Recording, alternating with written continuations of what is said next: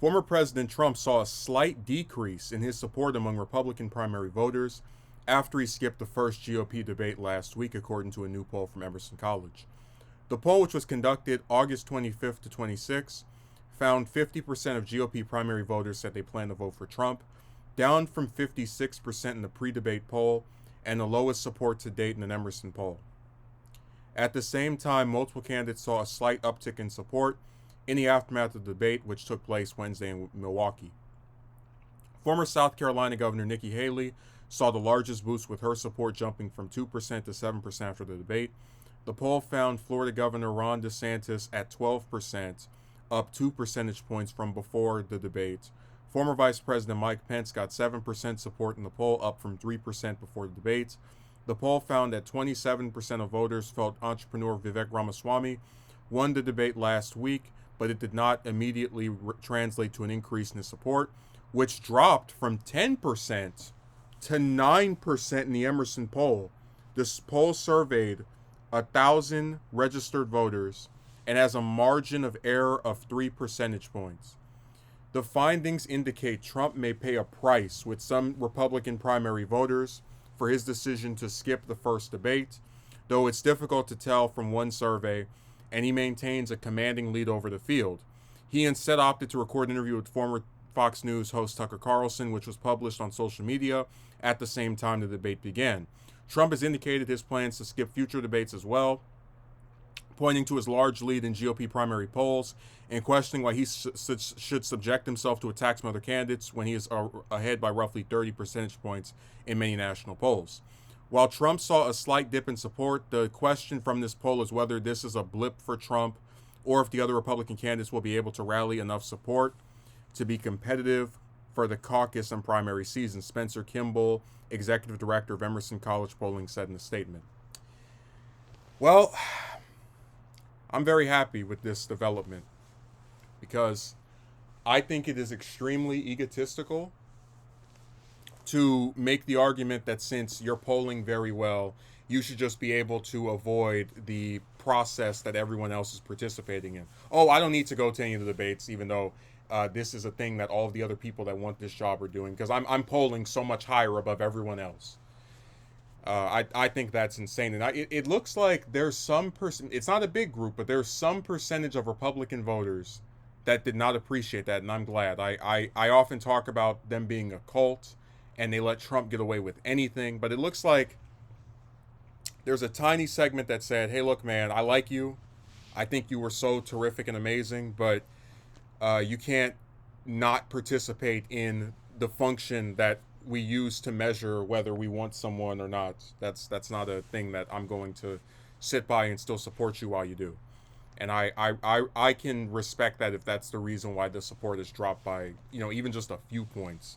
Like if it was only 6, because, somebody can look at this, it's just a blip, right? That's one of the things that Kimball was like speculating in this article. But you could look at this and say, well, wait a second, this debate just happened a week ago.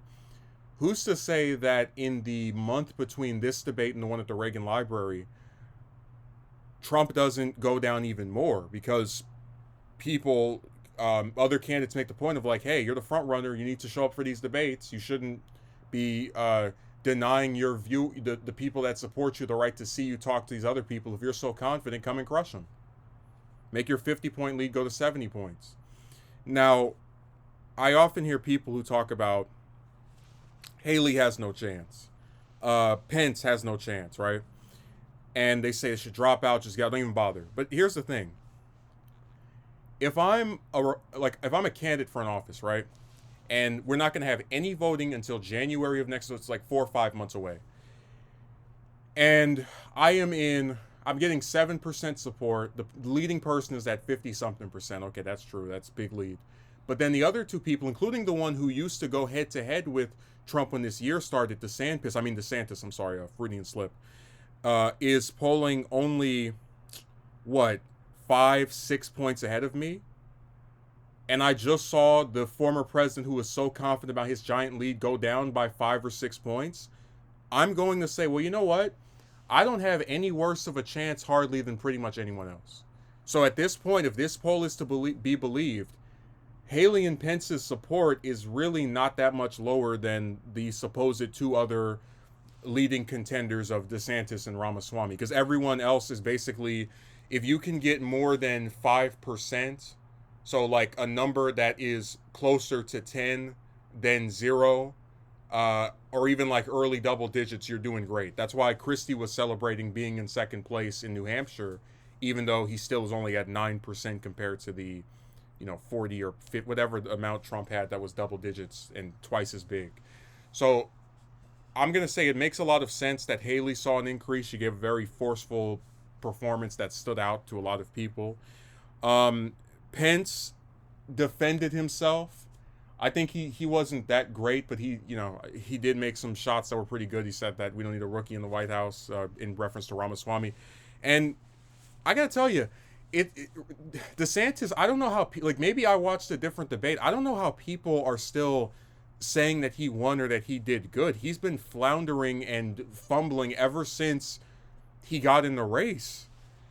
And what he is a young guy who won a landslide election in a pretty big state, in a very large state, I should say, and was just overhyped. He's someone that people were more excited by the idea of him as a presidential candidate when he wasn't running, and now that he's running, he's just kind of like, okay, yeah, sure, whatever, yeah. They see him speak, they find him to lack charisma.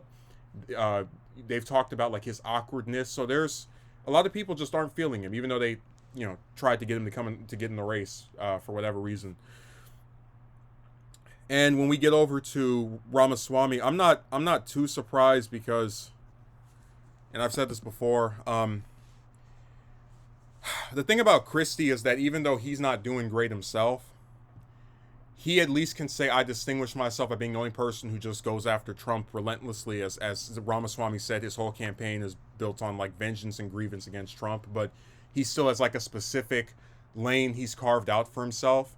When all you do is adopt Trump's positions and praise him nonstop, and like even the little like ways you try to make the argument that you're better still are like very small and minute compared to your grandizing of this man that was president just one term ago, you're probably not going to see that big of a lead, because Ramaswamy's biggest issue is, how do I turn people that would rather have a second Trump term into people that even would want me in the first place? Like, why go with mini Trump when you can go with the actual Trump?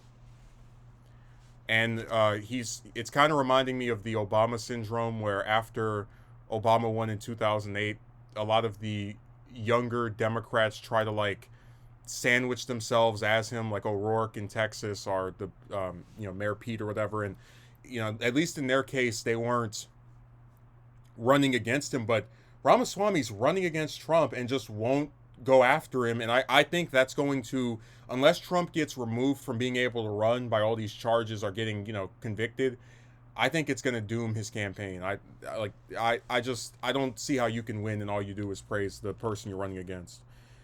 But like I said, this poll is very indicative of the fact that it's really this little group of Ramaswamy, DeSantis, Haley, and Pence, who are all between 7 to like 13%. They're all like in they're all within single digits of each other, all competing for that second place position, and Trump just reigns supreme at the top. Nobody has a chance of getting near him at this point. Again, things could change, but I'm just saying there's no reason for either Pence or Haley to get out of the race. If the people who are supposedly doing so much better are only doing better by a few points, that could easily change in 4 or 5 months.